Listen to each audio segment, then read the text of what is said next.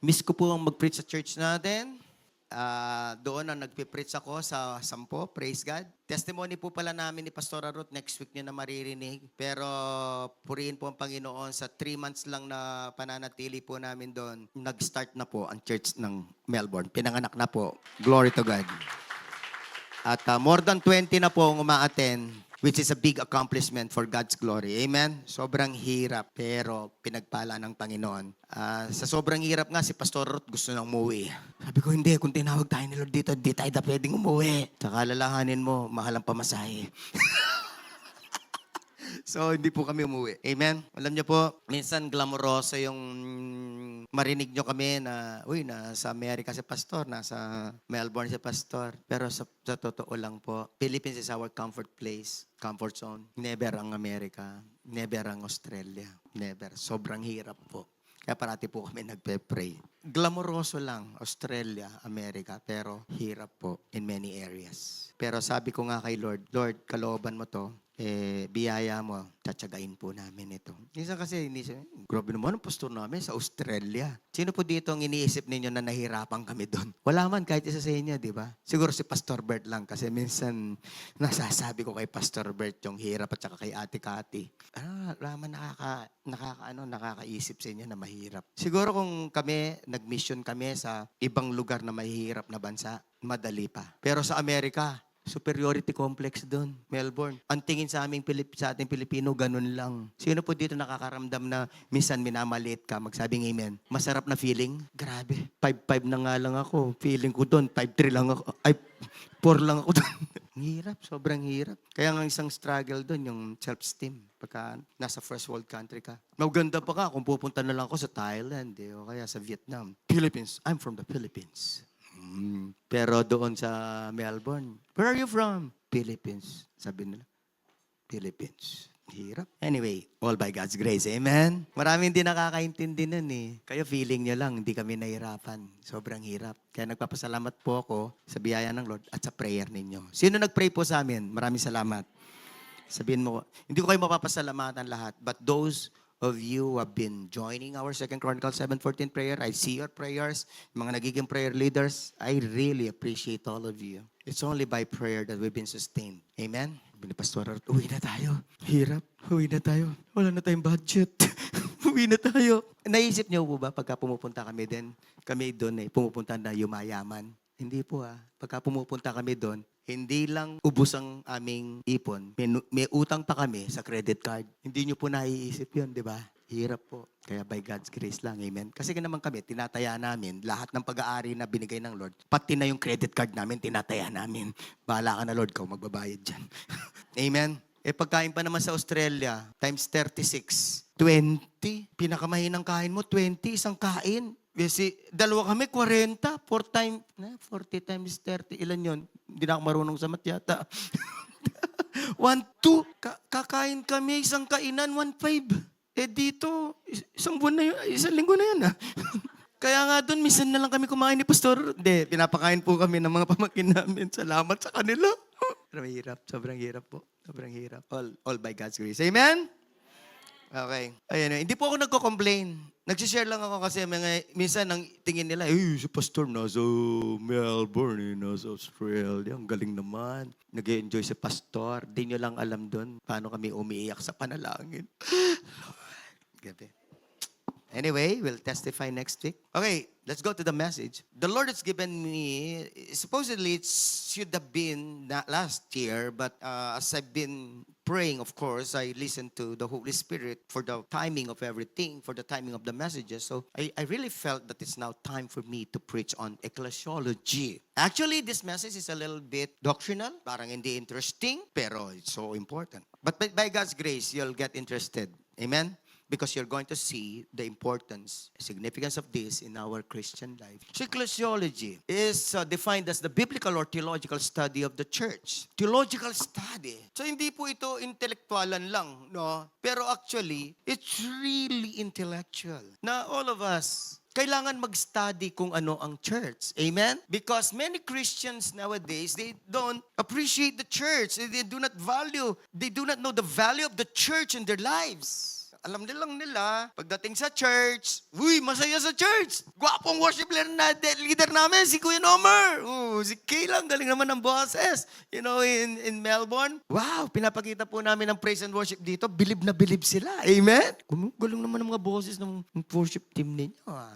So, glory to God. Amen? So, the word ecclesiology comes from two Greek words, meaning assembly and word. Of course, assembly is from the word ecclesia. Ecclesia. Kaya nga yung pong ating convergence, ang title, A Powerful Ecclesia. Amen? So, the meaning of the word ecclesia is assembly. Assembly of God's people. So, yung church ay galing sa salitang ecclesia. Yung logi ay galing sa salitang logos. Logos, word. No? Kaya nga, pagka pinagsama mo yan, ay ecclesiology, the study of the church. And this encompasses its nature, purpose, and role in God's plan. It explores the church as a community, its relationship to Christ, and its mission in the world. So napaka-importante po na aralin natin ng ecclesiology. For all we know, ang church ay binil ni Jesus at ang buong New Testament halos ang pinag-uusapan, church. Romans. Church at Rome. Galatians. Church at Galatia. Di ba? Yung maraming mga Kristiyano, parating ang tingin sa Christian life, it is personal with Christ lang. Totoo naman yun. Pero you miss a lot about Christian life kapag ka tingin mo kayong dalawa lang ni Jesus nagkakaintindihan. Hindi ha. Kailangan alam mo rin ang kahalagahan ng church na binil ni Jesus.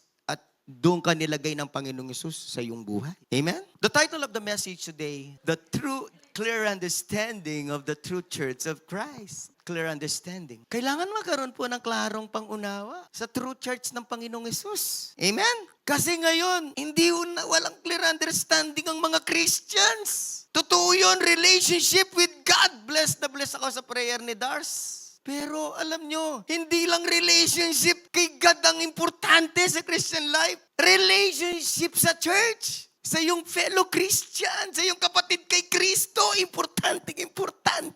Amen? Let me start with the word from Matthew, which was said by Jesus. Basahin natin, 1, 2, 3, go read. And I tell you that you are Peter, and on this rock I will build my church. And the gates of Hades will not overcome it. Marami pong meaning ito pagka nagpunta kayo sa mga tinatawag na biblical commentary, Bible commentaries. But certainly, the church was not founded on Peter, which is the view of the Catholic Church. Ang view kasi ng Catholic Church, na-build daw ang church kay Peter. Kaya mali ang umpisa pa lang, mali ng Catholic Church eh. Ba't naman mabibuild kay Peter ang church? Tao si Peter. Amen? The meaning of this is, na-build ang church kay Jesus. At doon sa sinabi ni Peter kung sino si Jesus. Going back sa mga verses dyan, ang sinabi ni Jesus. Ang tanungan dyan sabi ni Jesus sa kanyang mga disciples, sino sa palagay ninyo? Anong sinasabi ng mga tao kung sino ako? O ikaw si Elijah, sabi, nagsasagot-sagot yung mga di ba? Yung mga disciples. And then si Peter, sabi niya, you are the Messiah, the Son of the living God. Sabi ni Jesus sa kanya, ni-reveal na nga mayan. Kaya niya sinabi yan. Yan ang kadugtong on what Peter said who Jesus is. He is the Son of the living God, the Messiah. Kaya the church is founded on the Son of the living God. It's founded on the rock. Sino ang rock? Si Jesus. On this rock, I will build my church. On this rock. Ang sinasabing rock dito, siya mismo, si Jesus. Hindi si Peter. Amen? And the gates of Hades will not overcome it. Some translations render it as the gates of hell. Meaning to say, may gate ang hell. Ang sinasabi rito, may gate ang hell. Sino nakaka-imagine na may gate? Magsabing amen? Yung gate ng hell, hindi ma-overcome, hindi ma-resist yung church. Kaya nga dito, ang sinasabi dito, the church should not be on the defensive. It should be on the offensive. Ang verse na to, sinasabi ni Jesus, it's Jesus. It's the church that is on the offensive. Amen? Ibig sabihin, ang umaatake, ang umi-score, ang church. Hindi ang diablo ang i-score sa church. Pero siyempre, papalag-palag ang diablo, di ba? Ay, alam nyo po, isa lang po tayo sa mga true church. Ang true church, we belong to the group Philippine Council of Evangelical Churches. Membro dyan ng JIL, membro dyan ng Victory, membro dyan ng CCF, GCF, sa Council of Evangelical Churches. Inihimay dyan yung doktrina kung talagang evangelical no? Ngayon, yung true churches in the Philippines are around 40,000. Pagka nag-search ka sa Google, 40,000. Sino pong masaya magsabing amen? Pero nung pandemic, nalagasan at saka sa mga sumunod na taon. Dati kasi, 60 yan to 65,000. Ang average, around 30, 40, 50 congregations. Tanong niyo sa akin, bakit nalagasan? Bakit nawala yung 20,000? Tanong niyo sa akin. Sabi po na nabasa ko, marami pong mga pastor naghirap, hindi na kayang, wala na pong panggastos. May sabihin po ako sa'yo, walang offense. Hindi sinusuportahan. Hindi sinusuportahan ng miyembro yung pastor. Nag-quit si pastor. Kapag ka nag-quit si pastor, wala na yung church. Wala namang gustong pumalit. Tanong niyo bakit? Kasi nakita nila yung pastor nila, 30 kilos lang. Payat na payat. Baka hindi po open ang mata ninyo sa Google, Kasi ang mga pinapanood nyo, yung mga poging pastor lang na kagaya ko, di ba? Ang tawag dito, mga celebrity pastors. Uy, galing naman, gusto ko magpastor. Kagaya ni Joel Austin, kagaya ni Pastor Bishop.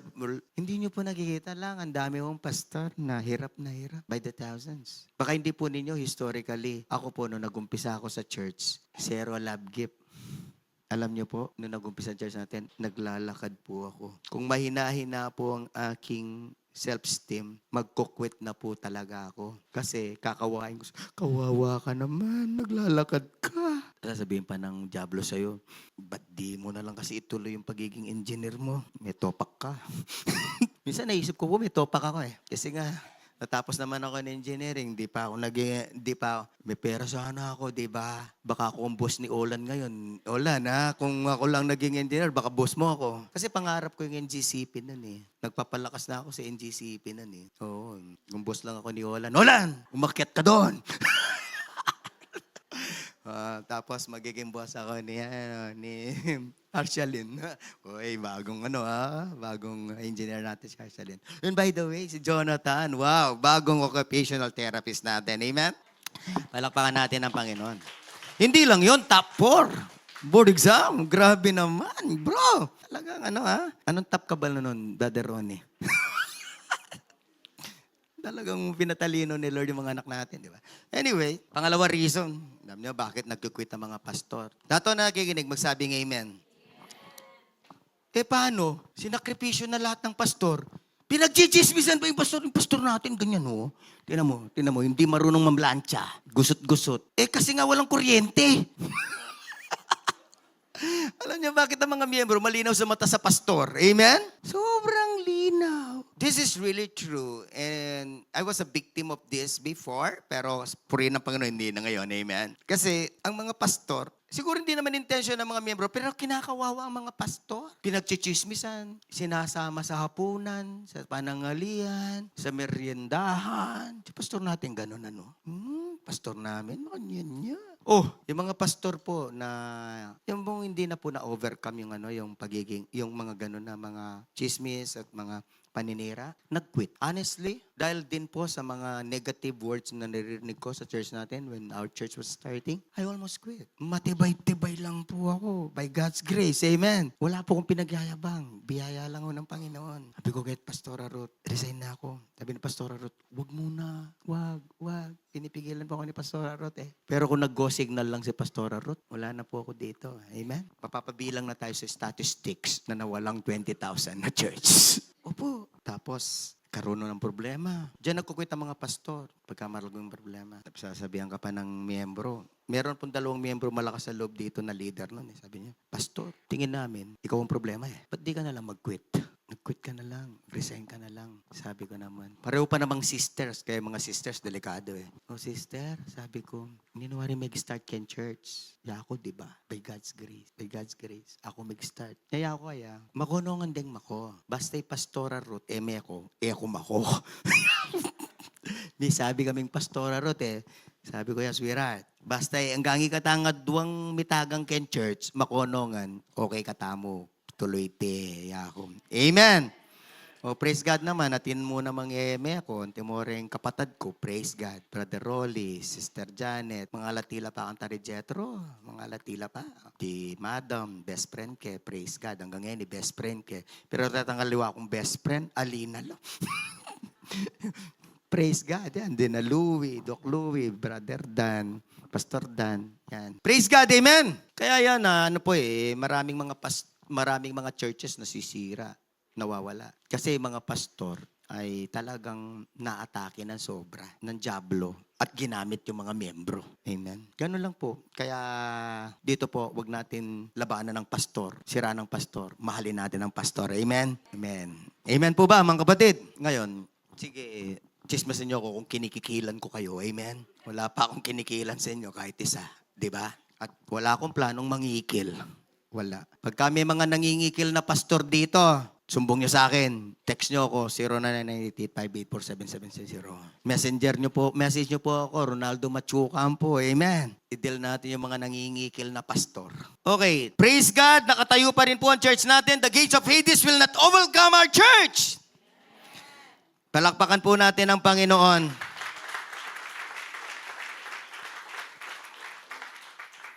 Kasi alam nyo, sa totoo lang, umalis ang mga miyembro, basta hindi umalis ang pastor, magpapatuloy ang pastor. Pero pagka pastor ang umalis, ay wala na. Sabi nga ni Jesus, whip the shepherd and the sheep will scatter. Diba? Magkakaguluhan na yun. Mag-aalisan na yun kapag yung pastor wala na. Diba? Pero praise God, tayo po ay mananatili sa church na to kung saan tayo tinawag ng Panginoon. Amen? I would like to share with you the second verse why this is our message. From this verse, Psalms 92, 12 to 14. Gusto ko pong magrema by God's grace, by the help of the Holy Spirit, ang Psalms 92, 14 to 14, which I'm going to quote every Sunday. Hindi ko po alam kung kailan po matatapos ang series natin. Baka December. Hindi. Ang plano ko po, magko-culminate sa convergence. The righteous will flourish. Everybody read. The righteous will flourish like a palm tree. They will grow like a cedar of Lebanon, planted in the house of the Lord. They will flourish in courts of our God. They will still bear fruit in old age. They will stay fresh and green. So, ano po ang verse na to? This is about house of the Lord, the church, na ang gusto ng Panginoon, yung mga righteous, yung mga Christians, maging planted sa church, house of the Lord. Amen. Sila'y maitanim. At pagka sila'y naitanim sa church, they will flourish like a palm tree and they will grow like a cedar of Lebanon. Alam niyo po ba anong cedar? Yung iba kasi ang alam lang na cedar, yung cheese eh. Cheddar pala yun, cheddar yun. Ang cedar po na tree ay isang malaking puno yun na ginagamit sa panahon ng Old Testament sa mga pinakamagagandang mga palasyo. At ito din ang ginamit sa templo. So ang gusto ng Panginoon, ikaw ay mag-flourish like a palm tree at mag-grow ka na isang cedar of Lebanon. Malaking puno, matatag na puno. Amen. Kailangan planted ka.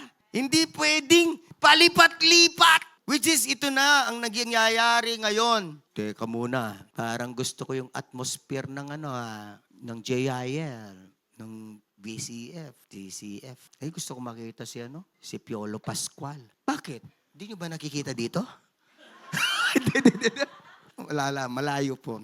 Yung anyway, mga kapatid, yung kailangan po, planted tayo. Kung saan ka tinawag ng Panginoon. Tinawag ka ng Panginoon dito, di ba? Kailangan planted ka. At kailangan mag-grow ka. Yung iba kasi, pagka may problema na, pagka hindi na gusto, alis na eh. Alam nyo, wala pong malakas na tao na hindi humarap ng problema. Amen? Kailangan harapin mo. I-solve mo. Overcome. So ito po ang message ng Panginoon dito. Be planted in the house of the Lord. Be planted in our church. And you will grow like a cedar of Lebanon. Dempong cedar kasi, anya po mag-grow la. Yung mga roots, lumalalim. Di ba? Kasi, kung hindi lalalim yung roots, magiging mabuhay yung cedar tree eh. O, di nga liwa. Inguyat da. 1 centimeter mo eh. Kaya pagka nahanginan ng konti, tumba. Hanap na lang ako ng ibang church. Alam niyo po sa church natin, buo po ang pananampalataya natin na walang nadagdag dito kung hindi tinawag ng Panginoon at binigay ng Ama. Amen? Sabihin mo sa kata mo, binigay ka ng Diyos dito. Ngayon, tayo, we love and we would like to raise you Cedar of Lebanon. But please don't invite others. Other churches. Yung ginagawa ng ibang mga churches kasi, nag-i-invite. Tayo hindi. Pero kung sila yung pupunta dito at talagang nililid na sila ng Panginoon, meron din naman ganun, okay lang, natanggapin natin, alagaan natin. Pero we do not invite other Christians from JIL, from CCF, GCF. Amen? Kasi masamang ugali yun. Sabihin mo sa kanila, masamang ugali yun. Yung pastor na nangunguha ng miyembro ng ibang miyembro, masamang ugali po yun. Bad ethics po ang tawag doon. Okay, this is the revelation of God. Planted in the house of the Lord, they will flourish in the courts of our God. Ito, verse 14. Lahat na nakikinig, masabing amen. They will still bear fruit in old age. They will stay fresh and green. Wow! Ito talaga revelation ng Lord sa akin. Tayo po ay magbe-bear fruit. Kaya nga tayo, we are praying and we are discipling and we are equipping all to bear fruit. Sino po dito gusto mag-bear fruit? Magsabing amen. Fruitlessness is not God's will. You are designed to be fruitful. Fruitlessness is actually called barrenness. It's a sin. Barrenness is a sin. All God created na nagbe-bear ng fruit, yung pong fruit-bearing trees, mag-glorify si God kung magbe-bear fruit. Naalala niyo yung si Jesus, lumapit sa fig tree? Lahat na nakakalala magsabing amen. Pumunta sa fig tree si Jesus.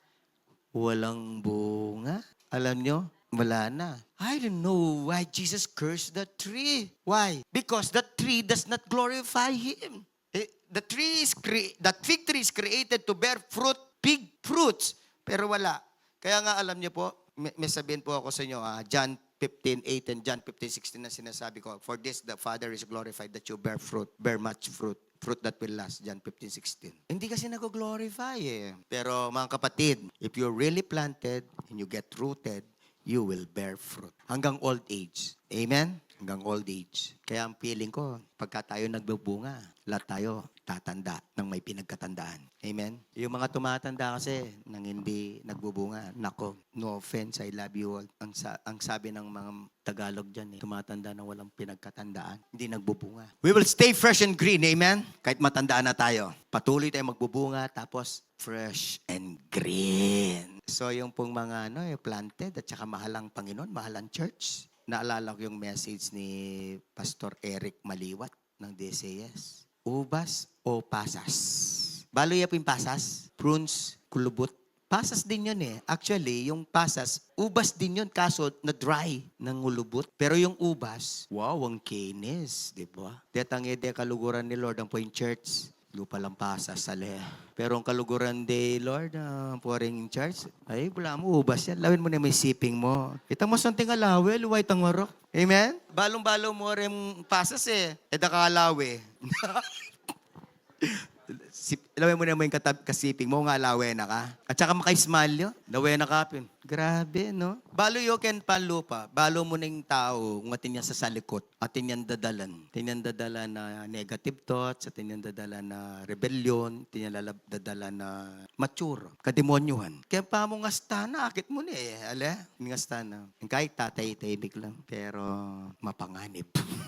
Taong tahimik mapanganib. So, yan po ang revelation ng Panginoon sa inyo. You will bear fruit. You will bear fruit in your old age. They will stay fresh and green. I pray na tayo po lahat magiging planted. Magkasama tayo. Hindi lang ng matagal. Magsama tayo habang buhay. Amen? Hanggang mamatay. Amen?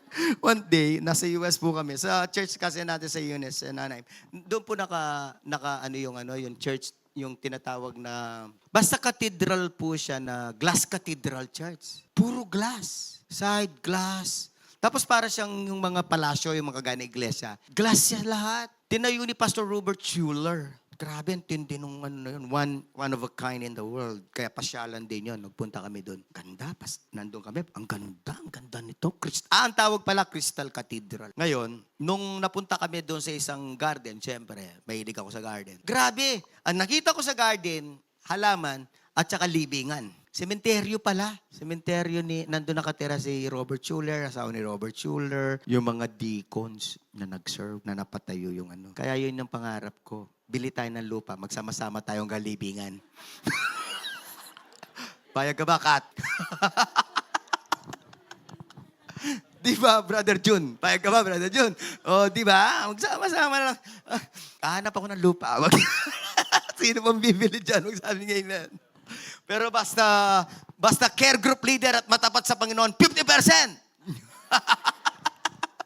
Okay. So mga kapatid, we will stay fresh and green. We will stay fresh and green. Amen? Nako, kapag palipat-lipat ka ng church, hindi ka mapaplanted. Hindi ka mag-grow like cedar of Lebanon. Hindi. You will not bear fruit. Nakaka-stumble nga di ba? Nakaka-stumble yung palipat-lipat na church. Ako, kung kalooban ng Lord, na lumipat kayo, mag-usap tayo, I'll release your blessing. Pero, hindi ka mag-grow kung tinatakbuhan mo lang yung problema, yung mga issues. Let's talk about your issues. Bakit ka magpapaalam at aalis sa church, di ba? Actually, pagka pumunta ka rin dito, pag-uusapan din natin ng issue, bakit ka umalis sa church mo, di ba? Hindi ka naman kagad tatanggapin din dito. But ako, I pray that our church will raise trees like cedar of Lebanon. Amen. Sabihin mo sa mo, you will grow like a cedar of Lebanon. Sabihin mo sa mo, you will flourish. You will still bear fruit in old age. You will stay fresh and green. Amen?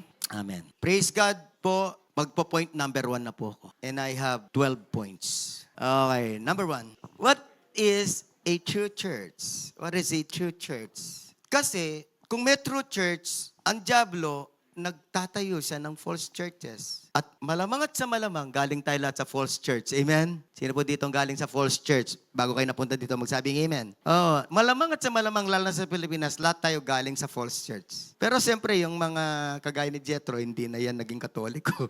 Galing na talaga yan sa true church. Dito na pinanganak sa living hope. Ilan taong ka na, Jethro? Ay, wag na magtanong. Basta, halos kasing edad na ni Jethro yung church. 33 ang church. Hindi naman. Hindi naman. Oo nga, hindi mo kaya. Mukha ka lang 19. Okay. Si Munay yata, no? Si Munay. 32 si Munay. Basta yung church, 33. Ang alam ko dito na bata noon, si 1-year-old, si Charles. Si Charles. Yan. Hindi sila galing sa false church. Pero yung mga na-born again dito, sinong galing sa false church? Nagsabing amen. Halos galing tayo sa false church. No? Sabi na salita ng Panginoon dito sa 1 John 4:1, Beloved, do not believe every spirit, but test the spirits to see whether they are from God. For many false prophets have gone out into the world. So, hindi wala ng spirit, lahat to ng religion, lahat ng church are from God. Many false prophets have gone out into the world. So pagka siyempre, false prophets, ang itatayo niya, hindi naman true church, sigurado, false church. Di ba? And they have gone out into the world. Ang sabi ni John, may sabihin po ako, church history. Ang Katoliko actually started right. But through the years, they went astray. Kaya nga ang church, I love people, medyo sensitive ang mga Pilipino, pero kailangan malaman na ang Katoliko, false church. Kasi hindi sumusunod sa Biblia. Amen? Diyos nila si Maria. Paano magiging true church yan? Ang salvation by good works. Paano magiging true church ang Katoliko? Di ba? Ang doktrina sa Pope, hindi nagkakamali. Infallibility of the Pope. Paano yan? Ang dami pong false teaching sa Katoliko. Yung mga Katoliko rito, no offense. Ang prayer ko, ang Katoliko, bumalik sa katotohanan. Si Pope Leo, mas maganda kesa kay Pope Francis. Si Pope Francis kasi, tinolerate niya ang LGBTQ, pinromote niya same-sex marriage, same-sex union, blessing the same-sex union. Not necessarily marriage. Pero binless niya, mali. Buti na lang si Tagle, hindi na May nagtatanong sa akin, Pastor, pag-pray ba natin si Tagle para sumikat naman ang Pilipinas na maging Pope? Ay, wag na wag. Pagka si Tagle ang nahalal na Pope, ang Katoliko magiging strong Catholic. Kaya nga ngayon, namamayagpag ang Katoliko sa Amerika because the first American Pope, si Pope Leo. So, mga kapatid, ang ibig ko sabihin dito, meron ding mga nag-i-start na tama, tapos lumilihis sa tama. Yung pa namang gumagamit ng dating daan, maraming false teachings. Ang Holy Spirit, hindi God. Si Jesus, hindi si equal ng Father. Madami yung false teaching sa dating daan. Hindi na ako madidebate ni Eli Soriano. Nakabaon na siya. Di ba? Yung gumagamit naman ng ano ba yung isa? Dating daan. Yung isa. Hindi, yung iglesia, sinagamit? Tamang daan, di ba? Tamang daan. Ay, nako. Tamang daan daw. Si Jesus nila, hindi naman God. Paano magiging tama? Tayo, tanging daan, si Jesus. Amen. Tanging daan. So I'm talking about doctrines, okay? Our message is doctrinal, mga kapatid. You have to know the false churches. 2 Corinthians 11, 13 to 15. For such men are false apostles, deceitful workmen, disguising themselves as apostles of Christ. And no wonder, for even Satan disguises himself as an angel of light. So it is no surprise if his servants also disguise themselves as servants of righteousness. Their end will correspond to their deed. Oh, di ba? Pinagpipilitan ni Kibuloy na siya'y apostol. Alam niyo po, dati hindi naman malala si Kibuloy. Dati, pakilala ni Kibuloy sa sarili niya, pastor lang. Pero nung lumala, pinakilala niya apostol. Wala pa akong problema nun. Pinakilala niya, prophet siya. Wala pa akong problema dun. Pero lumala nang lumala. Siya na si Kristo, di ba? Pero I would like you to understand, Kibuloy did not start as a true Christian. Oneness siya eh. Miyembro siya si Kibuloy, miyembro siya I don't mean to be offensive yung pastor na, Amen! Amen! Yung Bisaya, ang cute kaya ng Bisaya, di ba? Pangalan nun. Yung mga nakaputi, yung mga nakaputi dyan, oo, doon siya miyembro dati. Miracle Crusade, Jesus Miracle Crusade, tama. Doon siya miyembro dati, doon siya pastor. Okay, ngayon, yung Kristo ng Kingdom of Jesus Christ na reliyon, ayun, nakakulong. Anong kulungan niya? Pasig. Ewan ko kung dadalhin siya sa munti. Pero alam nyo, hanggang ngayon, bilib na bilib pa rin yung mga miyembro sa kanya. Siya pa rin si Kristo. Hindi pa rin sila naniniwala na siya'y nagmolestya, ng rape ng mga Hindi pa rin. Pero praise God, ngayon, sana pinag-pray natin na yung mga miyembro niya ay sa mercy ng Panginoon ay mapunta na sa mga true church. Amen? Let us pray. Let us pray for that. So tayo po ay nagpupuri sa Panginoon. We are in the true church. Point number 1. Uy, number 1 na kami, Pastor. Tapos na yung introduction. The church is Christ's idea, creation, and builder. Alam nyo, ako po, kahit in-start ko po, ang tawag dyan, pioneering pastor of our church, kami ni Pastora Ruth. Hindi po ako yung nag-create dito. Si Jesus po ang nag-start ng church. Amen? Kaya parati ko po sinasabi, the founder of the church is Jesus Christ. I'm not the founder. I'm just Christ's servant. Ginamit lang ako para start niya ang living hope. Sabi ng Matthew 16:18, and I tell you that you are Peter, and on this rock I will build my church, and the gates of Hades will not overcome it. So it is Jesus who built the church. Si Jesus ang nag-build ng church. Nung pong dumating ang Panginoong Yesus at kinakausap niya yung mga disciple niya, in-start na niya ang church. Although some theologians say that the church was born at the Pentecost. No, the church started when He called the disciple. Kasi ang ibig sabihin ng ecclesia, the literal meaning of ecclesia, called out once. Ecclesia, tinatranslate siya na church, pero ang church kailangan maintindihan kung anong ibig sabihin talaga. Na ang ibig sabihin ng church, ecclesia, the called out ones. Yung mga tinawag. Kaya ito, nagre-refer sa tao, hindi religion, hindi building, lalong-lalo na ang building. Kasi nga, tayo, saan ka pupunta? Sa church. Pupunta pala sa Biraca, sa center. Kaya mas maganda pagka tayo po, saan ka pupunta? Although doon tayo nagkakaintindihan kasi yun ang alam natin. Napauso na nung Katoliko pa tayo, nung di pa tayo Christian. Saan ka pupunta? Sa church. Hindi.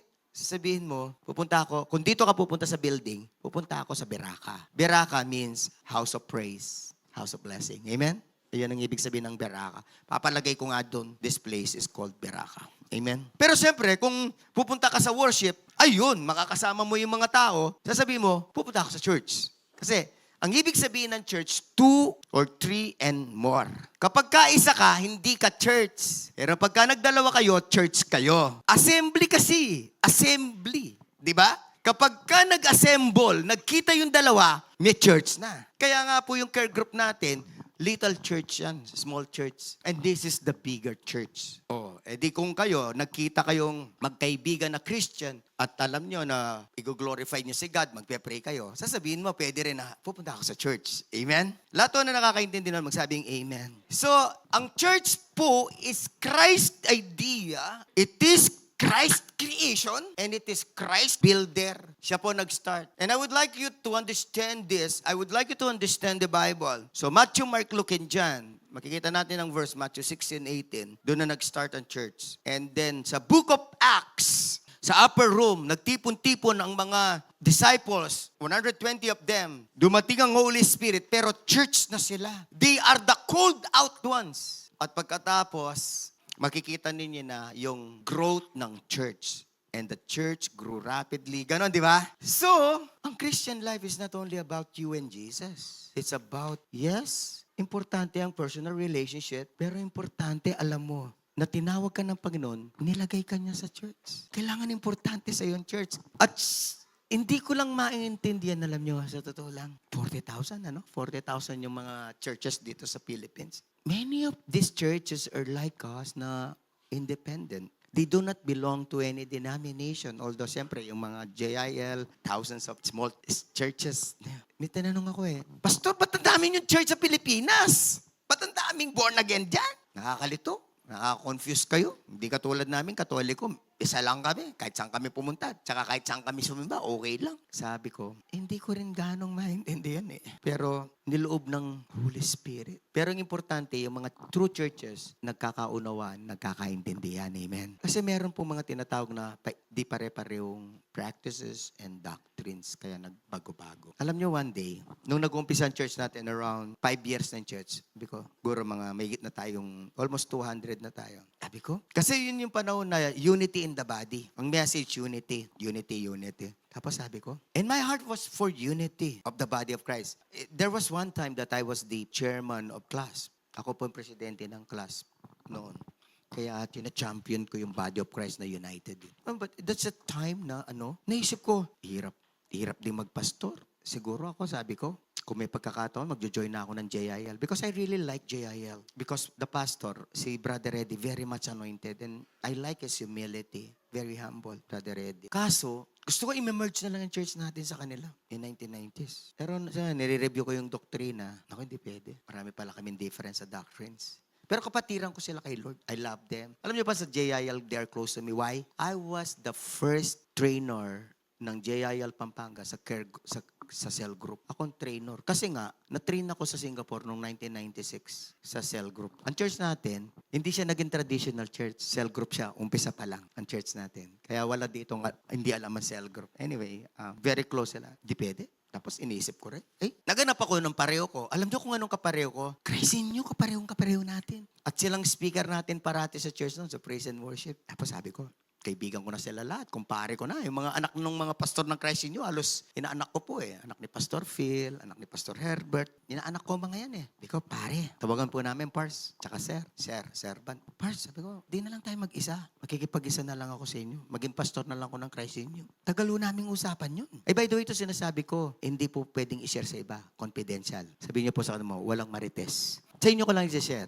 Pero kung i-share, hindi naman kasalanan. Pero sana po, wag niyo na lang i-share. Pero, sige, naayos po namin yun. Alam niyo kung sino nag-ordain sa akin nung maging pastor noong 1992? Si Pastor Rongsun, senior pastor ng Christ in You. Yung namatay na pastor na nag-umpisa ng Christ in You yun. Ngayon kasi si Pastor Alvin na yung senior pastor, di ba? Yung pastor nila, si Pastor Rongsun, sina Pastor Alvin kasi noon, magkakasama ho kami, magkakasing edad ho kami noon, batang-bata po kami noon. 24, 25. Ang tawag sa amin, young pastors ngayon, pagka nagtipon-tipon kami, eto na yung mga old pastors.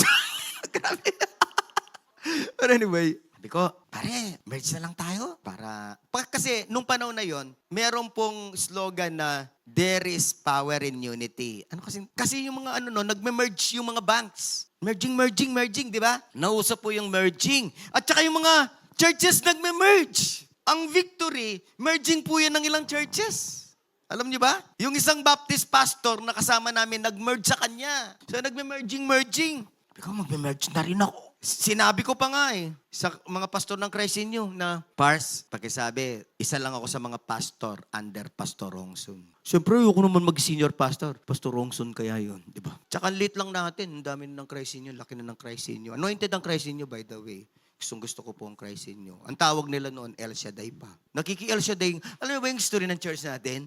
Paano nag-umpisa? Nandyan na yung El Shaddai, nandyan na yung Christ in You. Yung mga una, nagcha-church kami sa Christ in You. Sunday, doon kami nagcha-church. At minsan, ini-invite nila ako mag-preach ng prayer meeting nila, Miyerkules. Ang sarap nga may love gift, 500. Naalala ko. Gusto ko mag-merge kasi mas lalakas ang church ng Panginoon. Tsaka mas gusto. Kasi ako, I'm really like a follower. Nung ako po bata-bata, follower lang ako talaga. Mas gusto ko po yung follower. Ayoko po maging leader. Personality ko, tahimik ako, Nag-evolve lang po ako nung mapangasawa ko si Pastora Ruth. Kasi kung di ako magiging malakas, baka kainin ako ni Pastora Ruth. Naging strong lang po ako later on na lang. But nung una, ay nako. But anyway, that's the story of our church. Hindi ko masasagot kung tanong niya bakit daming church niloob ng Holy Spirit. Hindi ko alam kung anong plano. Pero ngayon, sinusundan natin ng Holy Spirit. Nagkaroon na tayo ng 15 congregations. Palakpakan natin ang Panginoon. All for God's glory. Abay, ituloy na lang natin. Amen? Pero kung sabihin ng Panginoon, papayag ba kayo pagka sinabi ng Panginoon, join tayo sa ibang church? So mga kapatid ko, God is sovereign. The Holy Spirit is sovereign. A lot of churches in the whole world. A lot of churches in the Philippines. Pero praise God, ang church natin, binild ni Jesus. And our church is a true church. All by God's grace. Only by God's grace that the church was started by the Holy Spirit, was started by Jesus Christ. Amen. So mga kapatid, itong church na to, na binild ng Panginoon, ginamit lang ako ng Panginoon. Pero lahat tayo, mahalin natin ang church. Mahalin natin ang church. Amen? Lahat tayo, ipag-pray natin ang church. Lahat tayo, tulungan natin ang church. At ang pinakamaganda, lahat tayo mag-grow. Maging cedar of Lebanon, kakapatid. Grow to become like a cedar of Lebanon. At ang tingin ko, ang mag-grow like a cedar of Lebanon, sa paniniwala ko, yung mga magbe-bear fruit, yung magiging care group leader. Amen?